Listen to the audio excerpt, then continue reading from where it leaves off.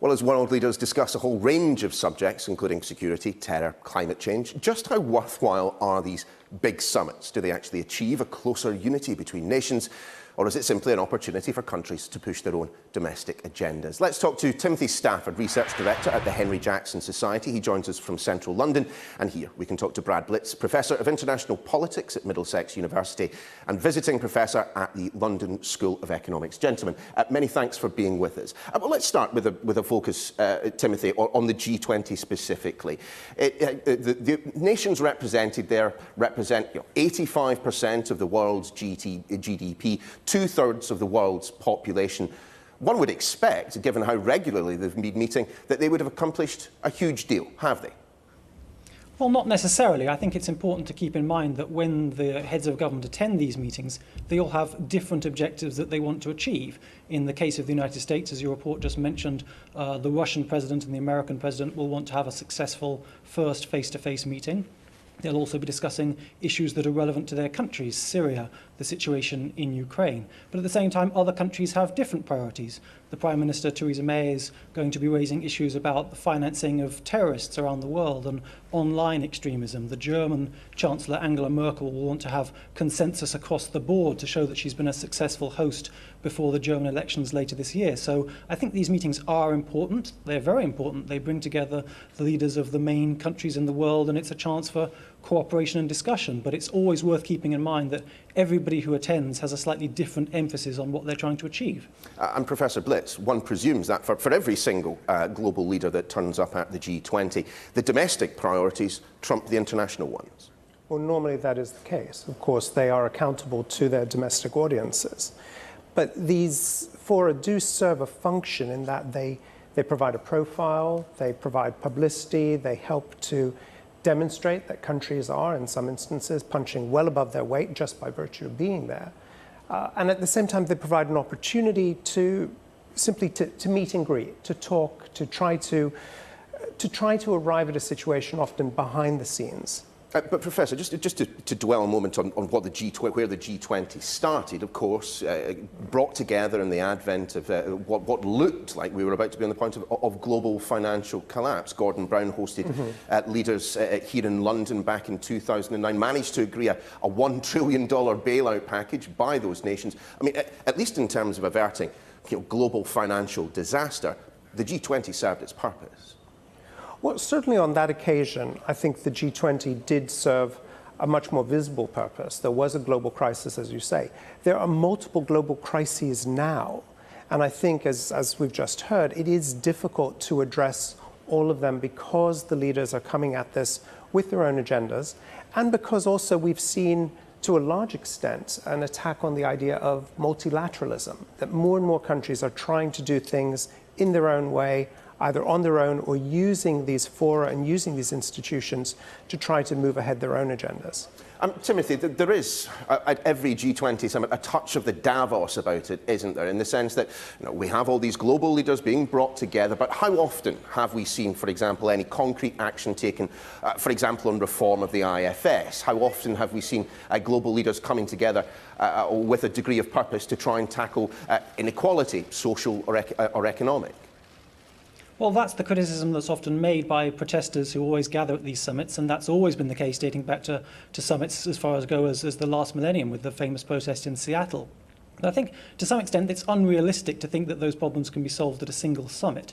And the other point that I'd make is every leader who is coming to this gathering will be mindful of the domestic restraints that we placed upon them, and that will often reflect their approach to the negotiations. But that depends very much on the nature of the heads of government. They are very different people. If you take, for example, President Putin from Russia, if you take Erdogan from Turkey, and if you look at Trump from the United States, a lot of skepticism towards multilateralism, but less so for, say, Trudeau from Canada or Macron from France. So you have very different personalities on top of very different priorities. But Timothy, do you accept that the broad thrust of what I'm assuming was the point made by the professor, that actually it is better for these international leaders to be talking than not talking? Without question. I'll just give one example. Over the last few days, we've seen a significant increase in North Korea's rocket potential with a test launch of an intercontinental ballistic missile or an intermediate range ballistic missile. Analysts are still discussing that. But there's already been an opportunity for President Moon of South Korea, Prime Minister Abe of Japan, and Donald Trump to gather to discuss that issue. That's just one example of leaders having the opportunity to meet in person and to generate a shared understanding of how they see these issues. Still, Professor, I mean, how much actually takes place at these summits? How much progress is actually made when the leaders sit down? I've been to a number of G7s, G20s, and the majority of the work, by my reckoning, takes place before the President even steps onto Air Force One. Well, that's right. There are documents that are prepared well in advance, and so positions tend to be known even before people enter the room. But where these fora are important is that they provide an opportunity to meet. Often it's behind the scenes, often there are simply back channels, and there are opportunities then to engage other parties that might be able to open the doors to other discussions that currently are closed or appear to be closed because of larger geopolitical tensions and issues. Timothy, there have been a number of elections, a number of votes in recent years that suggest we're moving away from the idea of a global community and back to the idea of individual nation states looking out for their own interests. In that type of world, what is the role, what is the place for G20, G7, summits of this type?